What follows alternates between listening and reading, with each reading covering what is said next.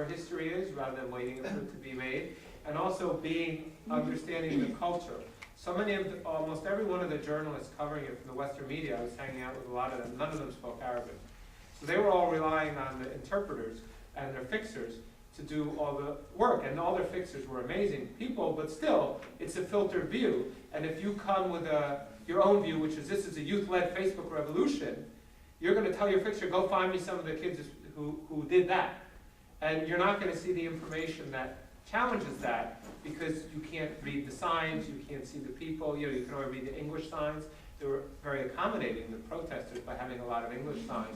But there was also a lot of Arabic signs which were saying things which were not in the English signs, and very much more nuanced, and the poetry and stuff was in Arabic was very different. So, I think it shows you the importance of this kind of citizen journalism now, the fact that there were so many people there blogging who were Egyptian, and understood what was happening, really gives people a chance to get a much better understanding than they would if they just read the New York Times or LA Times. Even though I have to be honest and say that I was very proud of the LA Times coverage, by and large, was very good.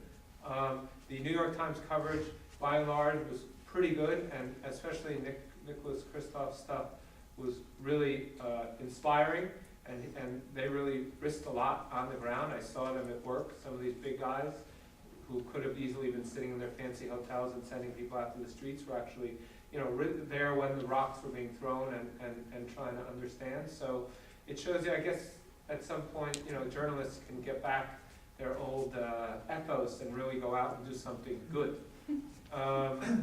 I don't know what else to say. Unfortunately, I have to run, but I'm sure you can talk a lot more eloquently. Our time overlapped. How long? You were there for a while already. Yeah, I was there. Yeah. So he can tell even more than me, and from an even more generationally appropriate perspective in terms of, I know a lot of those younger kids, but you know them even more as friends than me. So I'm sure he could fill in, and hope another time I can come and talk more, but right now I'm going to get in a lot of trouble if I don't show up in the next 2 minutes. A couple of you had questions. I wish I could stay, but you can email me, and we can talk about them over email. So thanks. Sorry I have to.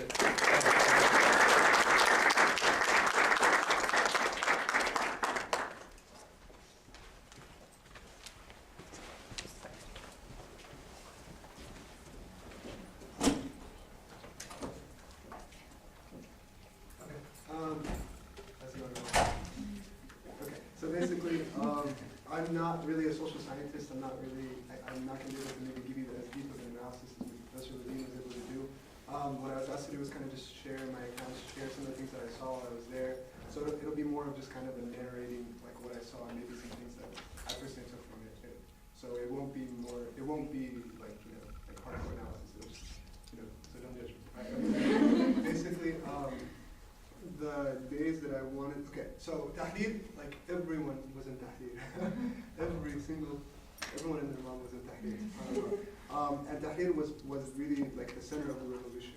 But I actually wanted to, before talking about Tahrir, talk about a little bit before then, what I was able to see. And so I was, on January 25th, I was not able to go, I wasn't out at the protest, before January 25th, no one really thought much of January 25th as being like a big day or anything like that.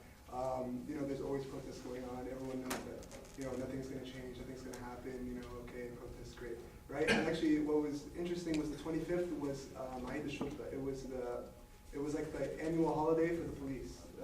Annual celebration for the police, yeah. And what was even more ironic was that was the day everyone had their day off. So, I guess, it was really, I guess the circumstance was perfect. So, beforehand, I remember sitting in taxis and he would, the president would be on the radio and talking about Eid al-Shurta coming up and giving speeches and doing military ceremonies and everything. And it was just normal business, right?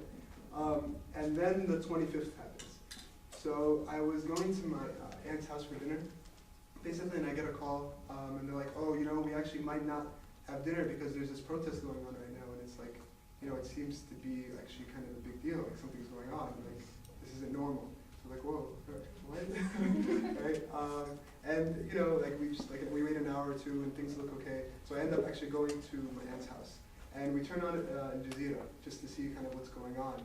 And actually, Jazeera didn't have anything at that point. So, but what happened was my cousin, we were just so interested in what was going on. My cousin turned on his face, like basically he has like, all the youth in Egypt, I feel like there's this like connection. Everyone knows the right Facebook pages to go to, you know, like the Khalid Said Facebook page. I don't think there's an Egyptian youth that doesn't know about it, right? Like the RNN News Network, right? So basically he pulls up these Facebook pages and he's like, and it's like 100, you know, tens of thousands of protesters marching here, thousands marching here, police, whatever here. And like we're watching this, we're like, whoa, like what's going on? And then slowly after a while, Al Jazeera, I think they were doing like the Palestine papers or something, so it took them a couple of days, you know, like to really pick up coverage and whatnot. But they, you know, we just saw a little bit on Jazeera what was happening.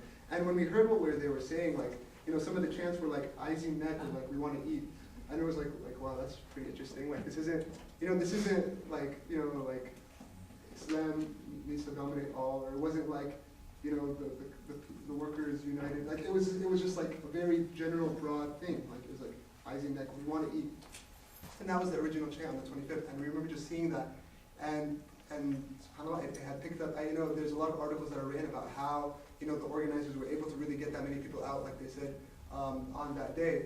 But it was a very significant day, and people were all of a sudden saying, like, whoa, like, you know, can this happen? Can what happened in Tunisia happen in Egypt?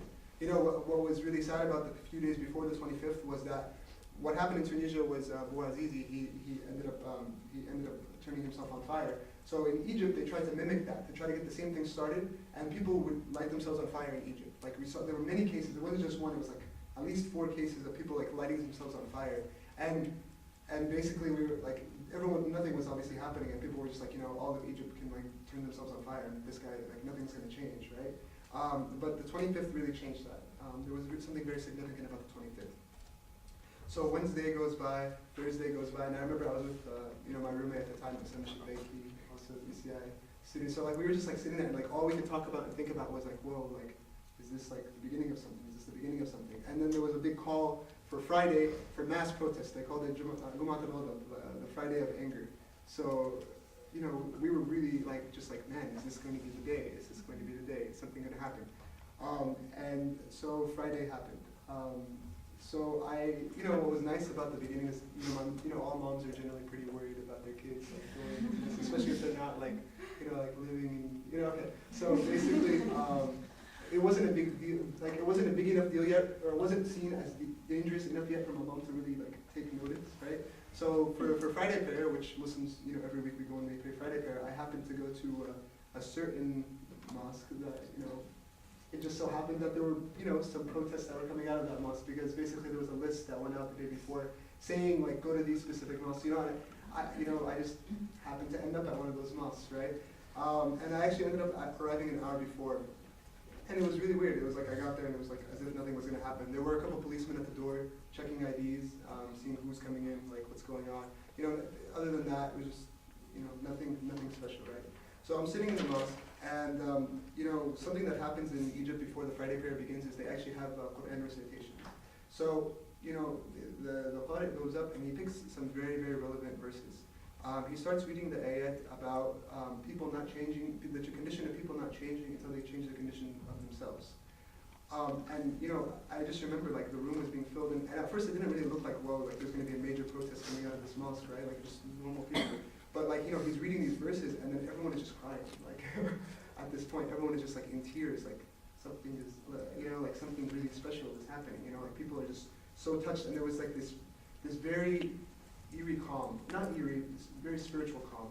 It was just like, oh, it was just weird, like just tears, it's different, you know. And he finishes reading the verses, and right before the imam goes up to the imam, sorry, I shouldn't like adjust it. The imam goes up to basically give the Friday sermon. There was a guy at the door who, you know, they were checking IDs, and they tried to grab someone, and they tried to grab him and prevent him from going inside. So he basically quickly ran inside. And the policeman outside tried to chase him into the mosque. And what happened was when they did that, literally every single person in the mosque, this is a big mission, it's called Rabia al-Alawiyya, many people inside the mosque. So everyone immediately just stands up, and one loud word just like, ah! Right? Like one word, I was like, wait, like, is this Egypt? Like, you know? and immediately, like, the Israelis, they just jump back, like straight, like they fly back, right? And everyone is just standing and like, they're just like boiling, they're just ready to go. It's like, you know, almost like, you know, stuff for like, almost like, forget Friday prayers, like, let's go, like, let's start it, right? And I remember I was standing and I was just like, same way, I was just like, right? And then there's this like older guy next to me, and he looks up at me, and he's like, "خليش حزب الوطني يفسد صلاتك." Don't allow the حزب الوطني, the ruling party, the NDP, to ruin your prayers, right? So, you know, I was like, calm down, let's pray first. Right? So we sit down, and the Friday sermon begins. And basically, you know, it was, what's really interesting about hardship and like, you know, troubling times, or when, you know, like a revolution doesn't get more troubling than that, is I think true colors really start to show. Like, you really start to see things for what they are. And so, you know, if it was really basically understood that anyone that Friday, any imam or sheikh that didn't really discuss the issue, he was afraid. Like that was, you know, that was like the way people understood it, whether it was right or wrong, that was the way people understood it. And so the imam in our masjid, he's talking, and I don't even remember what the topic was, but it was something completely just not related to what was happening. Like, you know, everyone, like, this is like, everyone is in the masjid, they like, especially this masjid, like they're ready to go out and like protest afterwards. Everyone's just like ready to go, and he's just talking about something completely different. And I don't know, maybe perhaps Muslim could like you know, address whether it's right or wrong, but basically people in the middle of the khutbah started shouting at him and being like, "Between, hey, what are you saying? Say the truth, say the truth, say the truth." And he was intimidated, and like 5-10 minutes later, actually the prayers began.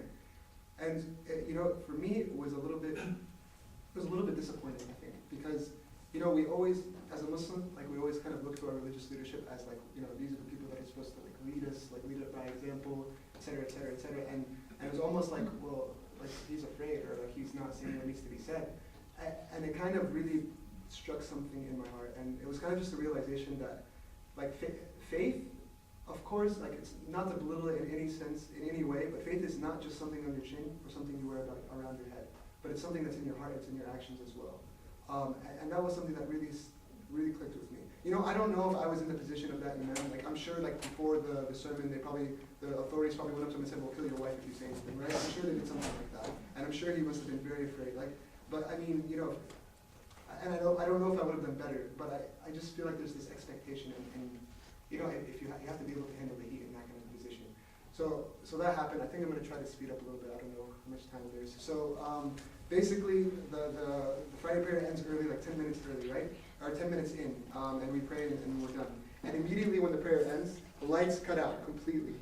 Everything cuts out. The sound cuts out, the lights cut out, and everyone gets up, and immediately, just in one voice, "Yasqut, yasqut, Hosni Mubarak, yasqut, yasqut, Hosni Mubarak, down, down with Hosni Mubarak, down, down with Hosni Mubarak," and we march out into the street. And you know, it was just, that moment was just like, whoa, like something has changed in this country. Like, you know, it's gone from a country that before you don't, you know, you can talk here and there and whatnot, but you know, mass demonstrations, people walking in groups of more than 5 or 6, you know, and saying political things, like, that's a no-no, you know.